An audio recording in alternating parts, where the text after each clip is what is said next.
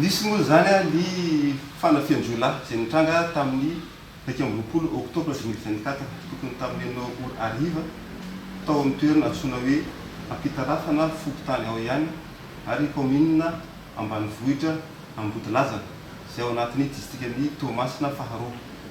Rehefa nazo izay fampandraisana izay moa zany izay teto anivon'ny gendarmerie-pirenena dia nandefa ireo zandary avy eo amin'ny fondro-tompileovana sy avy eo amin'ny fondro-toparitra Zandary Toamasina ary ny avy eo amin'ny toparitra Toamasina ihany koa izay fananao fisafoana amin'ny alina izay asa efa tanterana zany io nandritra ny fotoana elaela noho ny fisian'ny tsy fandriampahalemana eto anatin'ny tanàna Toamasina sy manodidina.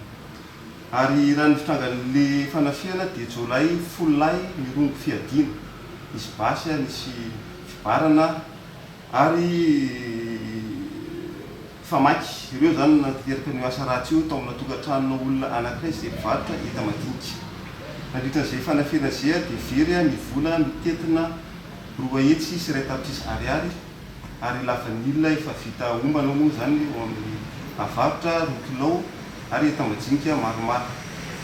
Noho ny fandraisana ny fanambarana ara-potoana kanefa dia afaka nanenjika ireo Jiolahy zany ireo zandary izay nanao fisafoana amin'ny alina ireo ka nisy ny fifandomana tamin'izy ireo tao amin'ny toerana antsoina hoe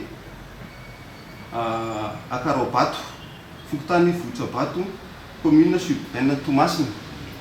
Ary koa reveo nitoy tany amin'ny fokotany Ambotozarina Tamatavy faharoa. Vokatry zany fifandomana zany moa dia Jiolahy miisa 7 no lavo zany.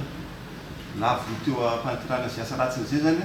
Ary efa nitoy moa reveo ny fanarandesy ny fikarohana ireo ambiny sasany dia 3 no tratra samby belona izay ho atolotra ny fampanoavana amin'ity androany ity. Na izany na izany azy kanefa dia mbola mitoy zany fikaroham-baovao ahafantarana izay mety Jiolahy rehetra na andray anjara mivantana na tsy mivantana tamin'ity fanafiana ity maisiny ny fandriampahalemana ao anatin'ny izay faritry ny Toamasina faharoa izay.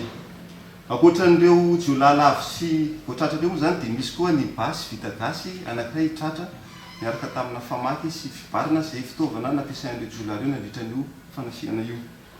Le lavanily izay lasa moa zany efa voazarazarany zareo fa vola 2 alina sy 2 hetsy kosa no tratra koa zany tany amin'ireo le Jiolahy maty ireo ary naverina any amin'ny tompony. Amin'izao zay dia faly voalohany indrindra zany dia makasitraka dia fampitombo-baovao izay nampitainy vahoaka tany am-potony ara-potoana izay niteko izay ara-potoana ilay sady malaky nafana zany nandray fepetra malaky dia divana amin'izao asan'ny Jiolahy zao. Ary tsy mijanona hatreo na izany na izany koa aza ny fisafoana amin'ny alina izay ataony gendarmerie mamerenana amin'ny laoniny sy tanivona hatrany hatrany izay fandriampahalemana izay.